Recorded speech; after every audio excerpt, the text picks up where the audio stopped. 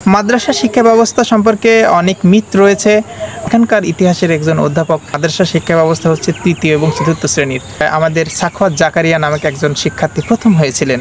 আমাদের ভর্তি কার্যক্রম 2025 ফর্ম বিতরণ শুরু হবে। আসসালামু আলাইকুম রহমতুল্লাহ। আলহামদুলিল্লাহ ওয়াহদা ওয়াসসালাতু ওয়াসসালামু আলা মান লা নাবিয়্যা বা'দা। আলহামদুলিল্লাহ, সমস্ত প্রশংসা বিশ্বজগতের প্রতিপালক মহান আল্লাহ তাআলার জন্য। শান্তি অবতীর্ণ হোক মানবতার মুক্তির দূত রাহমাতুল্লিল আলামিন খাতামুন নবিয়্যিন মুহাম্মদ সাল্লাল্লাহু আলাইহি ওয়াসাল্লামের উপর। প্রিয় দর্শক, আজকে আমি আমাদের প্রিয় প্রাণের প্রতিষ্ঠান দারুল হাদিস সালাফিয়া ইসলামী কমপ্লেক্স, যেটি আনন্দপাড়া ঘাটাইল টাঙ্গাইলে প্রতিষ্ঠিত এবং যার পরিচালনায় রয়েছে আপনাদের অতি পরিচিত মুখ জনাব আকবর বিন আবেদ হাফিজাহুল্লাহ। প্রিয় দর্শক, আজকে আমাদের প্রতিষ্ঠানের সম্পর্কে কিছু বলার চেষ্টা করব এবং 2025 শিক্ষাবর্ষে আমাদের প্রতিষ্ঠানের ভর্তি কার্যক্রম সম্পর্কে কিছু বলার চেষ্টা করবে ইনশাআল্লাহুল আজিজ। পুরো ভিডিও জুড়ে আমি আছি আপনাদের সাথে মাহফুজুর রহমান, সহকারী শিক্ষক গণিত, দারুল হাদিস সালাফিয়া ইসলামী কমপ্লেক্স, এবং আপনারা সবাই আমার সাথে থাকবেন পুরো ভিডিও জুড়ে, এই আশা ইনশাআল্লাহুল আজিজ। প্রিয় দর্শক, আমি আমার কথা শুরু করার আগে একটু কথা বলতে চাই, সেটা হলো যে মাদ্রাসা শিক্ষা ব্যবস্থা সম্পর্কে অনেক মিথ রয়েছে, অনেক ভুল ধারণা রয়েছে, আমাদেরকে শেখানো হয়, বলা হয়। এটা কেন, এটা আমরা সবাই জানি। অনেকে আমাদের প্রতি বিদ্বেষ স্থাপন করেন। আসলে এই সিস্টেমের মধ্যে না আসলে বুঝতে পারবো না, এই ব্যবস্থার মধ্যে না আসলে বুঝতে পারবো না। আমি নিজে একজন সাধারণ শিক্ষা ব্যবস্থা থেকে উঠে আসা ছাত্র। আমি স্কুলে পড়েছি, কলেজে পড়েছি, বিশ্ববিদ্যালয়ে পড়েছি। এরপর যখন মাদ্রাসার একজন শিক্ষক হিসেবে যোগদান করলাম, তখন এই মিথগুলো আমার আস্তে আস্তে দূর হলো। প্রায় আমরা শুনে থাকি মাদ্রাসা শিক্ষা ব্যবস্থা এটা কুসংস্কার সম্পূর্ণ গোড়া। অত্যন্ত হাস্যকর একটা বিষয়, অত্যন্ত পরিতাপের একটা বিষয়। অনেকেই শুধুমাত্র বিদ্বেষ পোষণ করার স্বার্থে মাদ্রাসা শিক্ষা ব্যবস্থাটাকে একটু অন্যভাবে দেখে থাকেন। ঢাকা বিশ্ববিদ্যালয়ের সর্বোচ্চ বিদ্যাপীঠ হিসেবে পরিচিত সেখানকার ইতিহাসের একজন অধ্যাপক একটি টকশোতে বলেছিলেন যে মাদ্রাসা শিক্ষা ব্যবস্থা হচ্ছে তৃতীয় এবং চতুর্থ শ্রেণীর। 2020-21 শিক্ষাবর্ষে ঢাকা বিশ্ববিদ্যালয়ের খ ইউনিটে আমাদের সাখাওয়াত জাকারিয়া নামক একজন শিক্ষার্থী প্রথম হয়েছিলেন। সেই বছরই গুচ্ছ পরীক্ষা হয়েছিল, সারা দেশের 20টি বিশ্ববিদ্যালয়ে একত্রে পরীক্ষা হয়েছিল। সেখানে কিন্তু মাদ্রাসার একজন শিক্ষার্থী প্রথম হয়েছিলেন, বুটেক্সের পরীক্ষায় প্রথম হয়েছিলেন, খ ইউনিটে প্রথম হয়েছিলেন, ঢাকা বিশ্ববিদ্যালয় ঘ ইউনিটে প্রথম হয়েছিলেন মাদ্রাসা শিক্ষার্থী। তারপরে থেকে সফলতার স্বাক্ষর কিন্তু রেখে যাচ্ছেন বিভিন্ন ভর্তি পরীক্ষা এবং সর্বোচ্চ প্রতিযোগিতামূলক চাকরির পরীক্ষা, যেটাকে বিসিএস বলা হয়, সেখানে মাদ্রাসা শিক্ষার্থীরা সাফল্যের স্বাক্ষর রেখে যাচ্ছেন। এরপরেও অনেকেই বিদ্বেষ পোষণ করার স্বার্থে বিদ্বেষ পোষণ করছেন, বিভিন্ন কথা বলছেন, যে যখন দেখছেন যে এদেরকে তো ধরে রাখা যাচ্ছে না কথাতে, তখন বলছেন যে মাদ্রাসা শিক্ষার নাম্বার রেজাল্ট শুরু হয় 90 থেকে, এই জন্যে রেজাল্টের যে 100 নম্বর বা 80 নম্বর দেওয়া হয়, এখানে তারা এগিয়ে যাচ্ছে।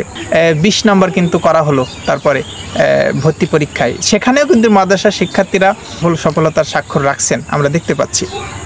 তো আমি ওনাদেরকে একটা কথা বলতে চাই যে একটি সাম্প্রতিক একটা তথ্যতে দেখা গেল যে সরকারি তথ্য মতে 20 লাখেরও অধিক শিক্ষার্থী মাদ্রাসায় শিক্ষা ব্যবস্থায় শিক্ষা অর্জন করছেন এবং 20,000-এরও বেশি আমাদের বোনেরা, আমাদের মেয়েরা উচ্চশিক্ষা অর্জন করছেন মাদ্রাসা থেকে। সুতরাং আমাদেরকে ফেলে রেখে দেশ উন্নয়ন সম্ভব নয়। আর সুতরাং বিদ্বেষ পোষণ করবে না, আমরা সকলে একসাথে আমাদের এই দেশটাকে বিনির্মাণ করব, সুন্দর করে সাজাবো।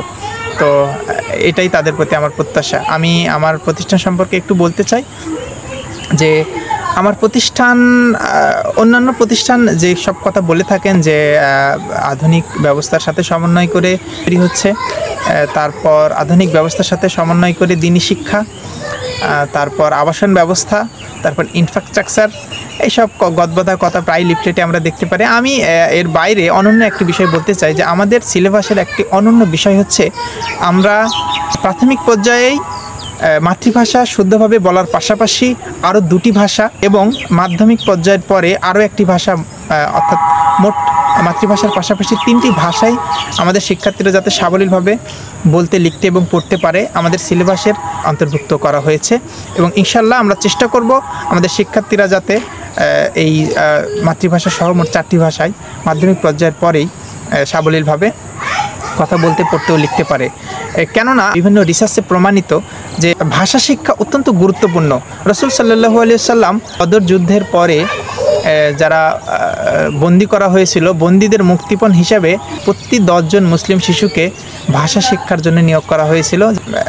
আমরা দেখেছি একজন মাননীয় সংসদ সদস্য বলেছিলেন যে যদি তারা আরবি ভাষা শিখতো অথবা ইংরেজি ভাষা শিখতো তাহলে আমাদের রেমিটেন্স দ্বিগুণ হতো। অধিকাংশ বই লেখা ইংরেজি ভাষা, আরবি ভাষা অথবা উর্দু ভাষায় বা অন্যান্য ভাষায়। সুতরাং বাংলা ভাষার মাতৃভাষার পাশাপাশি অন্যান্য ভাষা শেখাটা অত্যন্ত গুরুত্বপূর্ণ। সূরা রুম 30 নম্বর সূরা 22 নম্বর আয়াতে রাব্বুল আলামিন বলেন, আর তার নির্দেশনাবলীর মধ্যে রয়েছে আকাশমণ্ডলীয় পৃথিবীর সৃষ্টি এবং তোমাদের ভাষা ও বর্ণের বৈচিত্র্য, এতে জ্ঞানীদের জন্য অবশ্যই বহু নিদর্শন রয়েছে। সুতরাং আল্লাহ রাব্বুল আলামিন ভাষাকে সৃষ্টি করেছেন আমাদের জন্য নিদর্শন স্বরূপ। দ্বিতীয়ত যে বিষয়টা সেটা হলো আমাদের শিক্ষার্থীরা যাতে নৈতিক এবং শিষ্টাচার শিখে, এই বিষয়টা অত্যন্ত গুরুত্বের সাথে আমরা দেখে থাকি আমাদের সিলেবাসের অন্তর্ভুক্ত একটি বিষয়। কেননা ইমাম মালিক রাহিমাহুল্লাহর মায়ের একটি উক্তি আমরা তুলে ধরতে পারি। ইমাম মালিক রাহিমাহুল্লাহ নিজে বলেছেন যে আমি যখন ছোটোবেলা আমার মায়ের কাছে ইলম শিক্ষার জন্য আগ্রহ প্রকাশ করলাম, আমার মা বলল তুমি রবিয়ার রায়ের মজলিসে বসো, সেখান থেকে ইলম শিক্ষা গ্রহণ করো, তবে তার আগে শিষ্টাচার শিখো। ইমাম আউজাই রাহিমাহুল্লাহ তার মা বলেছিলেন যে তুমি 10টা হাদিস মুখস্থ করার পরে নিজের দিকে তাকাবে, যদি দেখো আমার আচরণের কোনো পরিবর্তন হয়নি তাহলে মনে করবে যে তোমার অর্জিত জ্ঞান তোমার কোনো কাজে লাগেনি। সুতরাং শিষ্টাচার শিক্ষা, নৈতিক শিক্ষা অত্যন্ত গুরুত্বপূর্ণ। আজকে উচ্চশিক্ষা গ্রহণ করেও আমরা দুর্নীতি থেকে দূরে থাকতে পারছি না। এর কারণ হলো নৈতিক এবং শিষ্টাচার শিক্ষার অভাব। আমরা সেই বিষয়টাকে অত্যন্ত গুরুত্ব দিয়েছি। আর অন্যান্য প্রতিষ্ঠানে যে ধরনের কথা বলে আধুনিক দিনী শিক্ষার সাথে আধুনিক শিক্ষার সমন্বয়, যাই হোক আমি এসব বলতে চাই না। আমি আমাদের সিলেবাসের দুটি অনন্য বিষয় আপনাদের সাথে শেয়ার করলাম। আপনারা আসবেন আমাদের প্রতিষ্ঠানে, যে আনন্দপাড়া ঘাটাইল টাঙ্গাইলে অবস্থিত আমাদের প্রতিষ্ঠানটি দারুল হাদিস সালাফিয়া ইসলামী কমপ্লেক্স। সহি দিনী শিক্ষার সাথে সমন্বয় করেই প্রতিষ্ঠানটা পরিচালিত হচ্ছে। আপনারা আসবেন, দেখবেন আমাদের সিলেবাস, আমাদের কার্যক্রম। আপনাদেরকে আমন্ত্রণ থাকলো, যে কোনো সময় আমাদের প্রতিষ্ঠানে আসবেন। কোনো যদি পরামর্শ থাকে আপনাদের পক্ষ থেকে আমাদেরকে জানাবেন, ইনশাল্লাহ আমরা। আর আরেকটি বিষয় সেটা হলো আমাদের ভর্তি কার্যক্রম 2025 ফর্ম বিতরণ শুরু হবে 1 ডিসেম্বর 2024 এবং আমাদের ক্লাস শুরু হবে পূর্ণাঙ্গ রূপে 1 জানুয়ারি 2025 ইনশাআল্লাহুল আজিজ। আপনার সন্তানকে এখানে ভর্তি করাবেন। আপনার সন্তান হলো আপনার জন্য সাদাকা। সুতরাং সন্তানকে গড়ার, ভবিষ্যৎ গড়ার দায়িত্ব কিন্তু আপনার। সুতরাং খুঁজবেন, সার্চ করবেন কোন প্রতিষ্ঠানটা গুণগত মানসম্পন্ন, সঠিক সহি সুন্নাহ শেখাতে পারছে, সঠিক দিন শেখাতে পারছে, সঠিক শিক্ষাটা দিতে পারছে, ওই প্রতিষ্ঠানে আপনার সন্তানকে ভর্তি করাবেন, খুঁজবেন। সালমান ফারসি রাদিয়াল্লাহু আনহু 350 বছর বেঁচে ছিলেন, কোনো কোনো তারিখের গ্রন্থগুলোতে পাওয়া যায়। যাই হোক, উনি অনেক কষ্ট করেছেন, তিনি কৃতদাস হয়েছেন, পারস্য থেকে ছুটে এসেছেন সত্যের খুঁজে আরব ভূমিতে, এবং অবশেষে আল্লাহ রাব্বুল আলামিন তাকে সত্যের খোঁজ দিয়েছেন রাদিয়াল্লাহু আনহু।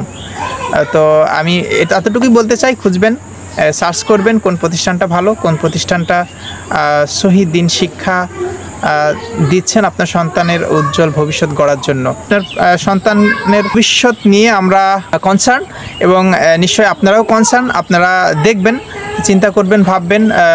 অনেক প্রতিষ্ঠান রয়েছে, গুণগত মানসম্পন্ন সিলেবাস সকল কিছু দেখে আপনার সন্তানের ভবিষ্যৎ গড়ার লক্ষ্যে ভালো প্রতিষ্ঠান খুঁজে নেবেন, এটাই আশা। আর আমাদের জন্য দোয়া রাখবেন, আমাদের সন্তানদের, আমাদের শিক্ষার্থীর জন্য দোয়া রাখবেন, আমরা যাতে একটি সহি দিনভিত্তিক প্রতিষ্ঠান গড়তে পারি, যে সেই প্রত্যাশায় শেষ করছি। আজকের আমার এই ভিডিও লম্বা হয়ে যাচ্ছে। ভিডিও দেখা হবে অন্য কোনো দিন, অন্য কোনো ভিডিওতে, অন্য কোনো সময়। ততক্ষণ পর্যন্ত আল্লাহ আপনাদেরকে সুস্থ রাখুন, ভালো রাখুন, আমাদের জন্য দোয়া করবেন। আল্লাহুম্মা সাল্লি আলাইহি, আল্লাহুম্মা বারিক আলাইহি। আসসালামু আলাইকুম ওয়া রাহমাতুল্লাহ।